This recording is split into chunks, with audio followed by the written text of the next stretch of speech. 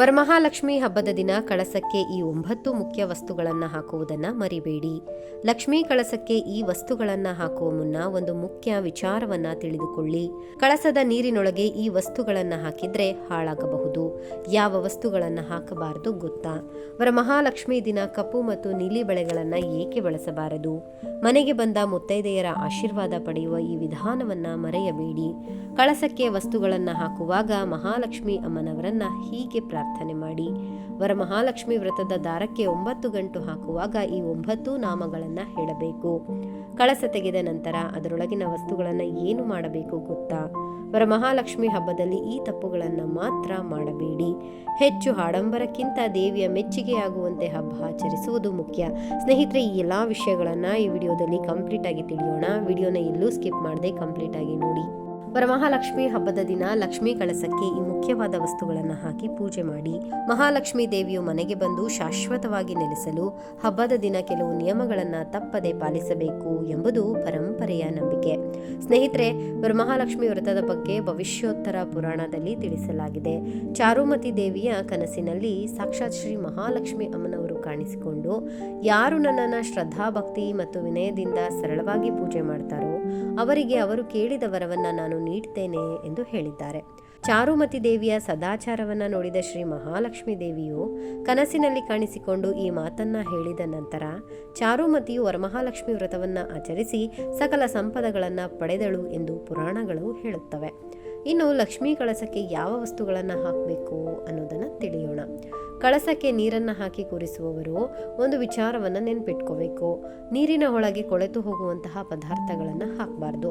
ಯಾವುದೇ ಕಾರಣಕ್ಕೂ ಕಳಸಕ್ಕೆ ನಿಂಬೆಹಣ್ಣನ್ನು ಹಾಕಬೇಡಿ.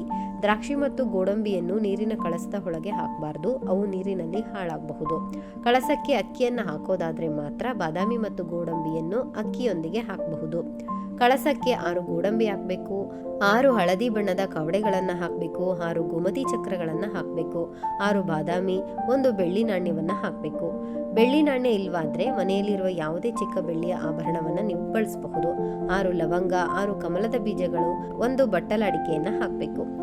ನಿಮ್ಮ ಬಳಿ ನವರತ್ನದ ಉಂಗುರ ಇದ್ರೆ ಅದನ್ನು ಕೂಡ ನೀವು ಕಳಸಕ್ಕೆ ಹಾಕಬಹುದು. ನವರತ್ನದ ಉಂಗುರ ಇಲ್ಲದಿದ್ರೆ ನಿಮ್ಮ ಬಳಿ ಇರುವಂತಹ ಯಾವುದಾದ್ರೂ ಚಿಕ್ಕ ಚಿನ್ನದ ವಸ್ತುವನ್ನ ಕಳಸಕ್ಕೆ ಹಾಕಿ. ಮನೆಯ ಯಜಮಾನ ಬಳಸೋ ಉಂಗುರ ಆಗಿರಬಹುದು ಅಥವಾ ಮನೆ ಯಜಮಾನಿ ಬಳಸೋ ಉಂಗುರ ಆದ್ರೂ ಕೂಡ ನಡೆಯುತ್ತೆ. ಸ್ನೇಹಿತರೆ, ಈ ಮಾಹಿತಿ ಉಪಯುಕ್ತ ಅನ್ಸಿದ್ರೆ ದಯವಿಟ್ಟು ವಿಡಿಯೋಗೆ ಲೈಕ್ ಮಾಡಿ. ಬಹಳ ಭಕ್ತಿಯಿಂದ ಅಮ್ಮ ವರಮಹಾಲಕ್ಷ್ಮಿ ನಾರಾಯಣರ ಸಮೇತ ನಮ್ಮ ಮನೆಗೆ ಬಂದು ನೆಲೆಸಮ್ಮ ಅಂತ ಕಾಮೆಂಟ್ ಮಾಡಿ. ಖಂಡಿತ ಒಳ್ಳೆಯದಾಗತ್ತೆ. ಚಿನ್ನದ ವಸ್ತುವನ್ನು ಕಳಸಕ್ಕೆ ಹಾಕುವ ಮೊದಲು ಚೆನ್ನಾಗಿ ನೀರಿನಲ್ಲಿ ತೊಳ್ಕೊಂಡು ನಂತರ ಹಾಲಿನಲ್ಲಿ ತೊಳಿಬೇಕು. ಅದಾದ್ಮೇಲೆ ಮತ್ತೆ ನೀರಲ್ಲಿ ತೊಳೆದು ನೀವು ಬಳಸಬೇಕಾಗತ್ತೆ. ನಾವು ಬಳಸಿದಂತಹ ಬಂಗಾರದ ಆಭರಣವನ್ನು ನೇರವಾಗಿ ಕಳಸಕ್ಕೆ ಹಾಕಬಾರ್ದು. ಈ ಎಲ್ಲ ವಸ್ತುಗಳ ಜೊತೆಗೆ ಸುಗಂಧ ದ್ರವ್ಯವನ್ನು ಕೂಡ ಹಾಕಬೇಕು. ಅದ್ಯಾವುದಪ್ಪ ಅಂದರೆ ಜವಾದ್ ಅಥವಾ ಕಸ್ತೂರಿ, ಇವೆರಡರಲ್ಲಿ ಯಾವುದಾದ್ರೂ ನೀವು ಬಳಸ್ಕೋಬಹುದು. ಇವು ಪೂಜಾ ಸಾಮಗ್ರಿಗಳು ಸಿಗುವಂತಹ ಅಂಗಡಿ ಅಥವಾ ಗ್ರಂಥಿಗೆ ಅಂಗಡಿಗಳಲ್ಲಿ ಸಿಗತ್ತೆ. ಈ ಎಲ್ಲ ವಸ್ತುಗಳು ಮಹಾಲಕ್ಷ್ಮಿ ಅಮ್ಮನವರಿಗೆ ಪ್ರಿಯವಾಗುವಂತಹ ಮಂಗಳಕರ ವಸ್ತುಗಳೆಂದು ಕೂಡ ನಮ್ಮ ಹಿರೀಕರು ಹೇಳಿದ್ದಾರೆ. ಕಳಸಕ್ಕೆ ಈ ವಸ್ತುಗಳನ್ನು ಹಾಕುವಾಗ ಅಮ್ಮ ವರಮಹಾಲಕ್ಷ್ಮಿ ಪ್ರತಿ ವರ್ಷದಂತೆ ಈ ವರ್ಷವೂ ನಿನ್ನ ಅನುಗ್ರಹಕ್ಕಾಗಿ ಇವತ್ತಿನ ದಿನ ಈ ವಸ್ತುಗಳನ್ನು ನಾನು ಕಳಸಕ್ಕೆ ಹಾಕ್ತಾ ಇದ್ದೇನೆ. ನಮ್ಮ ಮನೆಗೆ ಸಕಲ ಸಂಪತ್ತು ನೀಡಿ ಮನೆಯವರಿಗೆಲ್ಲ ಆಯಸ್ಸು ಮತ್ತು ಆರೋಗ್ಯ ನೀಡಿ ಪ್ರತಿ ವರ್ಷದಂತೆ ಬಂದು ನಮ್ಮನ್ನೆಲ್ಲ ಹರಸು ತಾಯಿ ಎಂದು ಭಕ್ತಿಯಿಂದ ಬೇಡ್ಕೋಬೇಕು. ತಿನ್ನುವಂತಹ ಪದಾರ್ಥಗಳನ್ನು ಬಿಟ್ಟು ಉಳಿದ ವಸ್ತುಗಳನ್ನು ಪ್ರತಿ ವರ್ಷ ಎತ್ತಿಟ್ಕೊಂಡು ಮತ್ತೆ ಅದನ್ನೇ ಬಳಸುವ ಪದ್ಧತಿ ಇದೆ. ನೀವೇನಾದ್ರೂ ಮೊದಲನೇ ಸಲ ಈ ವಸ್ತುಗಳನ್ನು ಕಳಸಕ್ಕೆ ಆಗ್ತಾ ಇದ್ರೆ ಹೊಸದಾಗಿ ಈ ವಸ್ತುಗಳನ್ನು ಮನೆಗೆ ತಂದು ದೇವಿಯನ್ನ ನೆನೆದು ಕಳಸಕ್ಕೆ ಹಾಕಬಹುದು. ಹಬ್ಬ ಮುಗಿದ ಮೇಲೆ 2 ದಿನ ಅಥವಾ 3 ದಿನಗಳ ನಂತರ ಕಳಸವನ್ನು ಕದಲಿಸಿದ ಮೇಲೆ ಹಾಕಿದ ವಸ್ತುಗಳನ್ನು ತೆಗೆದುಕೋಬೇಕು. ಕವಡೆ, ಕಮಲದ ಬೀಜ, ಗೋಮತಿ ಚಕ್ರ ಎತ್ತಿಟ್ಕೋಬೇಕು. ಇವುಗಳನ್ನು ಹಳದಿ ಬಣ್ಣದ ವಸ್ತ್ರದಲ್ಲಿ ಕಟ್ಟಿ ದುಡ್ಡು ಇಡುವ ಜಾಗದಲ್ಲಿ ಎತ್ತಿಟ್ಕೋಬಹುದು. ಕಳಸಕ್ಕೆ ಹಾಕಿದ ಬಂಗಾರದ ಆಭರಣಗಳ ಮತ್ತೆ ಧರಿಸ್ಕೋಬಹುದು. ಬೆಳ್ಳಿ ನಾಣ್ಯವನ್ನು ಹಾಕಿದ್ದರೆ ದೇವರ ಕೋಣೆಯಲ್ಲಿ ಇಟ್ಟು ಪೂಜಿಸ್ತಾ ಬರಬಹುದು. ಬಾದಾಮಿ ಮತ್ತು ಗೋಡಂಬಿಯನ್ನು ನೀರಿನ ಕಳಸಕ್ಕೆ ಹಾಕಿದರೆ ಮರಗಿಡಗಳ ಬುಡಕ್ಕೆ ಹಾಕಬಹುದು. ಇರುವೆಗಳು ಅಥವಾ ಕೀಟಗಳು ತಿಂತವೆ.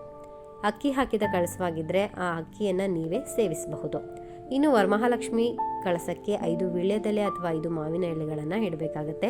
ವೀಳ್ಯದೆಲೆ ಇಟ್ಟಿದ್ರೆ ಹಬ್ಬ ಮುಗಿದ ಮೇಲೆ ಮನೆಯ ಯಜಮಾನ ಅಥವಾ ಯಜಮಾನಿ ಮಾತ್ರ ಆ ಎಲೆಗಳು ಚೆನ್ನಾಗಿದ್ರೆ ಸೇವಿಸಲೇಬೇಕು. ಆ ಎಲೆಗಳನ್ನು ಎಸಿಬಾರ್ದು. ವ್ರತದ ದಿನ ಕೈಗೆ ವ್ರತದ ದಾರವನ್ನು ಕಟ್ಕೋಬೇಕು. ವ್ರತದ ದಾರಕ್ಕೆ ಒಟ್ಟು 12 ಗಂಟುಗಳಾಗಬೇಕು. ಮೊದಲ 9 ಗಂಟೆಗಳನ್ನು ಹಾಕ್ಕೊಳ್ಳಿ. ನಂತರ ಹೂವನ್ನು ಸೇರಿಸಿ ಕಟ್ಟಬೇಕಾದ್ರೆ ಮತ್ತೆ 3 ಗಂಟೆ ಆಗುತ್ತೆ. ಸೊ ಟೋಟಲ್ 12 ಗಂಟೆ ಆಗುತ್ತೆ. 9 ಗಂಟುಗಳನ್ನು ಹಾಕುವಾಗ ಒಂದೊಂದು ಗಂಟು ಹಾಕುವಾಗ ನೀವು ಒಂದೊಂದು ನಾಮವನ್ನು ಹೇಳ್ಕೋಬೇಕಾಗತ್ತೆ. ಮೊದಲನೇ ಗಂಟು ಹಾಕುವ ಮುನ್ನ ಓಂ ಕಮಲಾಯೇ ನಮಃ ಎಂದು ಹೇಳಬೇಕು. ಎರಡನೇದು ಓಂ ರಮಾಯೇ ನಮಃ, ಮೂರನೇದು ಓಂ ಲೋಕಮಾತ್ರೇ ನಮಃ, ನಾಲ್ಕನೆಯದು ಓಂ ವಿಶ್ವಜನನ್ಯೇ ನಮಃ, ಐದನೇದು ಓಂ ವಿಶ್ವಸಾಕ್ಷಿಣ್ಯೇ ನಮಃ, ಆರನೆಯದು ಓಂ ಕ್ಷೀರಾಬ್ಧಿ ತನಯಾಯ ನಮಃ, ಏಳನೆಯದು ಓಂ ಚಂದ್ರ ಸಹೋದರಿಯೇ ನಮಃ, ಎಂಟನೆಯದು ಓಂ ಹರಿವಲ್ಲಭಾಯೇ ನಮಃ, ಒಂಬತ್ತನೆಯದು ಓಂ ವರಲಕ್ಷ್ಮಿಯೇ ನಮಃ. ಹೀಗೆ ಹೇಳ್ತಾ ನೀವು 9 ನಾಮಗಳನ್ನ ಹೇಳ್ಕೊಂಡು ಕಂಕಣವನ್ನು ತಯಾರಿಸ್ಕೋಬೇಕಾಗತ್ತೆ. ಇದರಿಂದ ವರಮಹಾಲಕ್ಷ್ಮೀ ದೇವಿಯ ಅನುಗ್ರಹ ಸಿಗುತ್ತೆ ಎನ್ನುವಂತಹ ನಂಬಿಕೆ ಕೂಡ ಇದೆ. ಈ ದಿನ ಪೂಜೆಯಲ್ಲಿ ಯಾವುದೇ ಕಾರಣಕ್ಕೂ ಕಪ್ಪು ಹಾಗೂ ನೀಲಿ ಬಣ್ಣದ ಬಳೆಗಳನ್ನು ಇಡಬೇಡಿ. ಮನೆಗೆ ಬಂದ ಮುತ್ತೈದೆಯರಿಗೂ ಸಹ ಕಪ್ಪು ಅಥವಾ ನೀಲಿ ಬಣ್ಣದ ಬಳೆಗಳನ್ನು ಕೊಡಕ್ಕೆ ಹೋಗಬೇಡಿ. ಮನೆಗೆ ಬಂದ ಮುತ್ತೈದೆಯರ ಪಾದಕ್ಕೆ ಅರಿಶಿಣವನ್ನು ಹಚ್ಚಬೇಕು ಅಂತ ಕೂಡ ಹಿರಿಯರು ಹೇಳ್ತಾರೆ. ಅವರ ಕೈಗೆ ಅಕ್ಷತೆಯನ್ನು ಕೊಟ್ಟು ನಿಮ್ಮ ತಲೆಯ ಮೇಲೆ ಹಾಕಿಸ್ಕೊಳ್ಬೇಕಂತೆ. ಅವರ ಆಶೀರ್ವಾದವನ್ನು ಕೂಡ ಪಡಿಬೇಕು ಅಂತ ಹಿರಿಯರು ಹೇಳ್ತಾರೆ. ಈ ರೀತಿ ಮಾಡೋದ್ರಿಂದ, ಈ ರೀತಿ ಆಶೀರ್ವಾದ ಪಡ್ಕೊಳ್ಳೋದ್ರಿಂದ ಮಹಾಲಕ್ಷ್ಮೀ ದೇವಿಯು ಅರಸುತ್ತಾಳೆ ಎನ್ನುವಂತಹ ನಂಬಿಕೆ ಕೂಡ ಇದೆ. ಆ ದಿನ ಮಹಾಲಕ್ಷ್ಮಿ ಯಾವುದೇ ರೂಪದಲ್ಲಾದರೂ ನಿಮ್ಮ ಮನೆಗೆ ಬರಬಹುದು. ಚಿಕ್ಕ ಮಕ್ಕಳು ಏನಾದರೂ ಮನೆಗೆ ಬಂದರೆ ಅವರಿಗೆ ತಿನ್ನಲು ಸಿಹಿ ತಿನಿಸುಗಳನ್ನು ನೀಡಬೇಕು. ಮುತ್ತೈದೆಯರು ಮನೆಗೆ ಬಂದಾಗ ನಗ್ನಗ್ತಾ ಮಾತಾಡಿಸಿ ಸತ್ಕಾರ ಮಾಡಿ. ಕೆಟ್ಟ ಕಣ್ಣಿಂದ ಯಾರನ್ನು ನೋಡಬೇಡಿ, ನಿಂದಿಸಬೇಡಿ, ಅವಮಾನ ಮಾಡಬೇಡಿ. ವರಮಹಾಲಕ್ಷ್ಮಿ ಹಬ್ಬದ ದಿನ ನಿಮ್ಮ ಮನೆಯ ಬಂಗಾರದ ಆಭರಣಗಳನ್ನು ಬೇರೆಯವರಿಗೆ ನೀಡಕ್ಕೂ ಹೋಗಬೇಡಿ. ಇತ್ತೀಚೆಗೆ ರಿಟರ್ನ್ ಗಿಫ್ಟ್ ಎಂದು ಅರಿಶಿಣ ಕುಂಕುಮದ ಡಬ್ಬಿಗಳನ್ನು ಕೊಡುವಂತಹ ಪದ್ಧತಿ ಕೂಡ ರೂಢಿಯಲ್ಲಿದೆ. ಅದರ ಬದಲು ಶಾಸ್ತ್ರದ ರೀತಿಯಲ್ಲಿ ಮನೆಗೆ ಬಂದಂತಹ ಮುತ್ತೈದೆಯರಿಗೆ ಒಂದು ತಟ್ಟೆಯಲ್ಲಿ ಅರಿಶಿಣ ಕುಂಕುಮವನ್ನು ಇಟ್ಟು ತಾಂಬೂಲ ಅಥವಾ ಬ್ಲೌಸ್ ಪೀಸನ್ನು ಕೊಟ್ಟು ಕಳಿಸಿ. ತುಂಬಾ ಒಳ್ಳೆಯದು.